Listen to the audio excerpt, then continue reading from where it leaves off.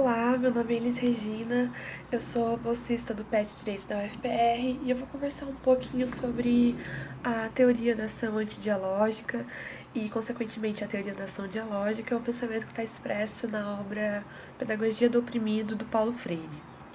Primeiro, eu acho que é importante a gente trazer brevemente quem foi Paulo Freire. Ele é um pernambucano, nascido em 1921, era formado em Direito, mas a sua principal atuação profissional foi como professor, seja dando aulas em faculdades, seja atuando em pastorais vinculadas à ação católica.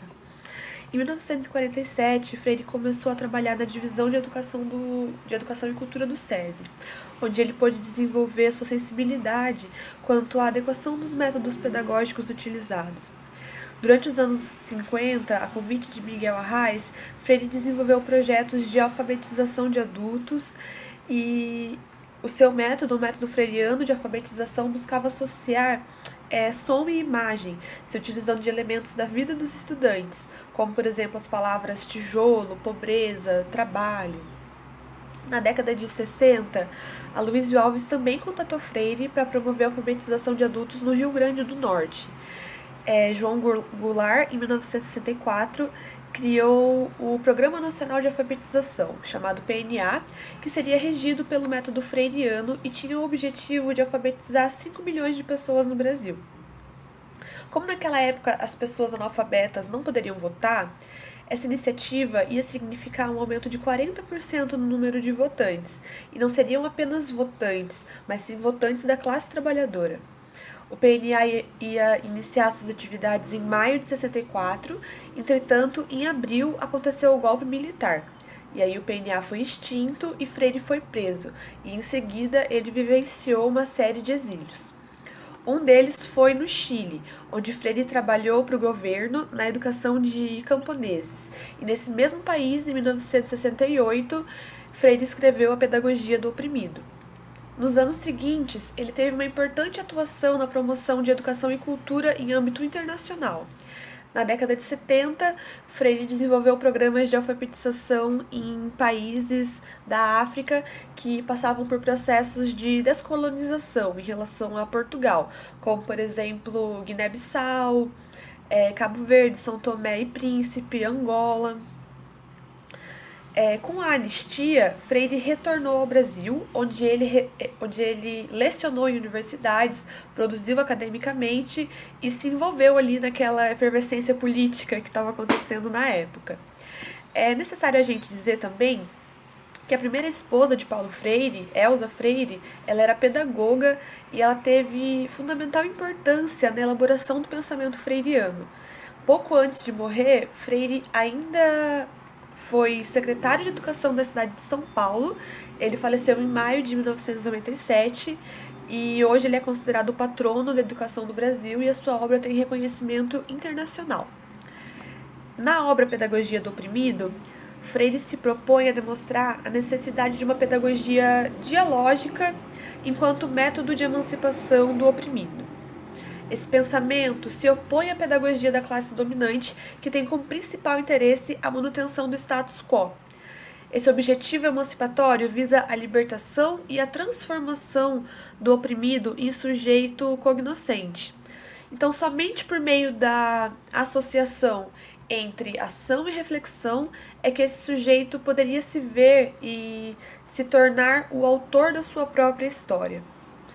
A proposta pedagógica apresentada por Freire se baseia na educação dialógica e problematizadora. Ela se lança como meio para que se atinja a valorização e a liberdade do povo. Essa liberdade que deve ser construída dando centralidade à perspectiva do oprimido e que só pode ser atingida pela experiência. Então, tendo como pontos de partida as fundamentações lógicas do educando, essa pedagogia pretende ser capaz de garantir o processo de transição entre a consciência ingênua e a consciência crítica. Antes da gente falar da ação antidialógica em si, vale destacar a existência do medo da liberdade. Existe um perigo identificado pela classe dominadora no processo de conscientização crítica do oprimido. A radicalização crítica, unidade dialética entre a subjetividade e objetividade, ela pode ser caracterizada como libertadora. Como consequência, apresentam-se a ação e o pensamento calcados na realidade e dispostos a transformá-la, movendo os opressores de sua zona de conforto. Daí que surge este medo da liberdade. Os opressores possuem a capacidade de estruturar empecilhos à emancipação do povo através de ações negadoras de liberdade, como, por exemplo, o incentivo à sectarização. Então, por tudo isso, a pedagogia do oprimido se expressa como luta pela libertação do oprimido, partindo de suas linguagens, valores e concepções de mundo, ao adotar o diálogo com o povo enquanto método de se alcançar a capacidade de realizar uma leitura crítica da realidade que possibilite a transformação social. A submissão exercida sobre os oprimidos pela classe opressora gera uma dualidade problemática que se desemboca no processo de desumanização. Essa condição ela pode ser descrita como a negação da humanização. Para Freire, a vocação ontológica do ser humano é o ser mais. Diferentemente dos animais, que são seres em si mesmos. Os seres humanos são seres para si, conscientes de que são inacabados e, por isso, eles devem estar em contínuo processo de humanização, pela busca, pela inquietação, pela pesquisa. Quando esse processo é interrompido ou distorcido para que aquela pessoa seja um ser para o outro, a gente tem a desumanização.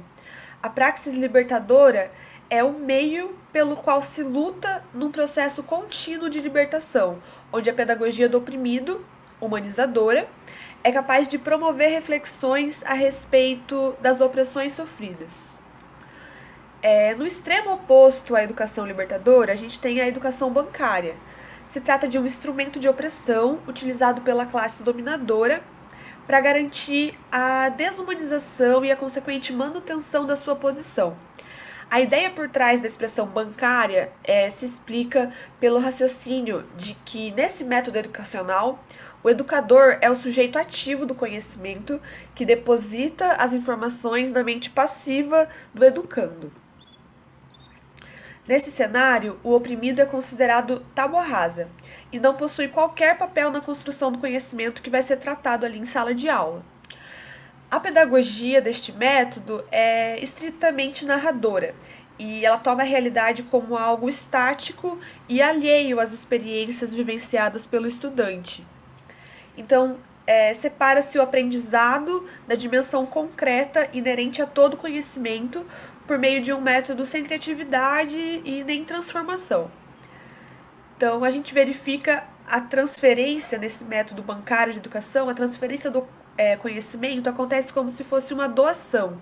O professor, portador da sabedoria, doa o conhecimento aos estudantes que são tomados como absolutamente ignorantes. Essa forma de educação ela é voltada para o molde da mentalidade do oprimido e não para a transformação da realidade que o oprime. Segundo Freire, na educação bancária não há um saber de fato, porque o saber se constrói pela inventividade, pela criatividade, pela inquietação, pela pesquisa. As pessoas, em sua vocação ontológica, devem ser tomadas enquanto seres da procura. É através dela que eles se humanizam. A dialogicidade é o que sustenta a educação enquanto prática de liberdade, e ela pode ser dita como a essência da educação libertadora. O diálogo pela palavra se constitui como um fenômeno essencialmente humano, que, quando exercido com amor, sinceridade e humildade, se exprime em um combinado de elementos fundamentais para a educação: a criação, a coragem, o compromisso e a liberdade. Esse diálogo só é possível pela horizontalidade e confiança, tendo dessa maneira a capacidade de transformar a consciência, despertando a criticidade. O ápice do diálogo se observa na construção do conteúdo programático, essencial para a inclusão de problematizações ao longo do processo educacional. Ele deve ter como núcleo a compreensão antropológica de cultura. Da concepção de dialogicidade decorrem as teorias da ação dialógica. Para Freire, evitar o diálogo é um sinal de medo da liberdade. O diálogo com os oprimidos deve ser tomado como um pacto fundamental com a liberdade e com a libertação, que se traduz na transformação da realidade. A análise crítico-reflexiva da realidade é o diálogo e a comunicação. A teoria da ação antidialógica se volta para os elementos que garantem aos dominadores a possibilidade de manutenção do sistema de poder que lhes favorece, em detrimento dos oprimidos. Os elementos antidialógicos de dominação são a conquista, a divisão do povo, a manipulação e a invasão cultural. A conquista parte do pressuposto de que há um sujeito e um objeto a ser conquistado. Então, assim, o antidiálogo é imposto, objetivando opressões de níveis econômico e cultural. A necessidade de conquista tem por resultado a condição do objeto conquistado enquanto possuído pelo conquistador. O Freire vai dizer na Pedagogia do Oprimido: o primeiro caráter que nos parece poder ser surpreendido na ação antidialógica é a necessidade de conquista. Todo ato de conquista implica num sujeito que conquista e num objeto conquistado. O sujeito da conquista determina suas finalidades ao objeto conquistado, que passa, por isso mesmo, a ser algo possuído pelo conquistador. A divisão do povo, voltada para manter a opressão, é um método focalista de ação que objetiva dificultar a percepção crítica da realidade. O povo, se está unido, significa para a classe dominante um sinal de perigo. A divisão se faz imprescindível para essa dominação, pois a classe dominante é minoria e os oprimidos são maioria. Manter esses últimos divididos é a condição que se impõe para evitar a transformação social e o consequente fim de sua posição opressora. A manipulação é a estratégia escolhida para controlar as massas, evitando que elas pensem. O pensamento desenvolve a capacidade de consciência crítica, que insere o sujeito na luta por sua libertação. Essa manipulação dos oprimidos previne a tomada de consciência e o interesse no conhecimento político, fazendo com que fique mais fácil de se enganar os oprimidos. A manipulação leva à massificação no intento de anestesiar o pensamento. Evita-se, assim, a consciência revolucionária ou de classe, promovendo a conformação do povo aos interesses das elites dominadoras. A invasão cultural, sendo realizada de maneira macia ou não, é um instrumento que serve à conquista. Se trata da infiltração dos dominadores no contexto cultural dos oprimidos. O objetivo aqui seria a imposição do modo de leitura de mundo que deve ser adotado pelos dominados. Se promove o tolimento da criatividade, que é aquele elemento essencial para a construção do saber, inibindo as suas possibilidades de expansão. É uma ação antidialógica que busca induzir a inferioridade dos oprimidos por meio da imposição econômica e cultural que vem acompanhada, fundamentalmente de investimentos em fazer com que o oprimido perca sua originalidade. Por outro lado, já a teoria da ação dialógica serve à libertação por meio da comunicação e da cultura. Se trata da identificação dos elementos que são capazes de se opor à ação antidialógica e, promovendo o diálogo, conduzir à superação das estruturas de opressão. Compõem a ação cultural dialógica a colaboração, a união, a organização e a síntese cultural. A colaboração é trazida por Freire como uma característica que se contrapõe diretamente à conquista. Através dela, o outro é entendido como o outro e tem a sua culturalidade respeitada. A colaboração corresponde à transformação do mundo pelos sujeitos que juntos calcam seu diálogo na expansão da comunicação e assim tornam-se capazes de problematizar as opressões vigentes no espaço ali em que vivem. A união para a libertação é o que se apresenta no sentido oposto à divisão que mantém a opressão. A ação unificadora se mostra como elemento fundamental para o desenvolvimento de práticas verdadeiramente libertadoras. O terceiro elemento da ação dialógica é a organização, concebida como forma de se opor à manipulação. Para o autor, a organização possui um caráter intensamente pedagógico. Demonstra-se como um momento em que a liderança e o povo são capazes de produzir conhecimento, seja a respeito da autoridade, da liberdade, e a partir desse conhecimento eles são capazes de transformar a realidade. Por fim, a síntese cultural é o meio de superação da invasão cultural. Se trata da ação cultural dialógica que tem a sua incidência sobre a estrutura social com potencial para realizar a sua manutenção ou a sua transformação. Constitui a dialeticidade permanência, mudança, enquanto forma de se buscar a superação da cultura alienante. Ou seja, objeta-se a força da cultura que se propõe a manter as estruturas de dominação. Então, a obra Pedagogia do Oprimido mostra que a prática da liberdade é possível por meio do diálogo. E esse diálogo deve estar presente na pedagogia, tornando a educação problematizadora e estimulando a consciência crítica. Esse processo de conscientização deve se desenrolar gradativamente e com todo cuidado para que os oprimidos não sejam transmutados em opressores.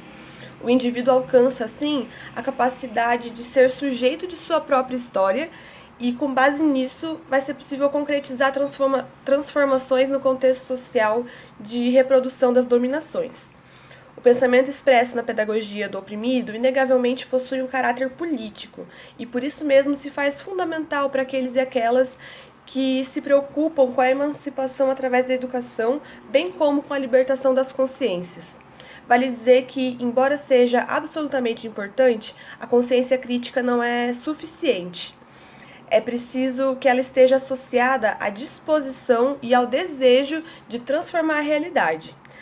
Através do diálogo, o ser humano se vê como sujeito de sua cultura com potencial para a transformação que efetivará a sua liberdade com base na praxis.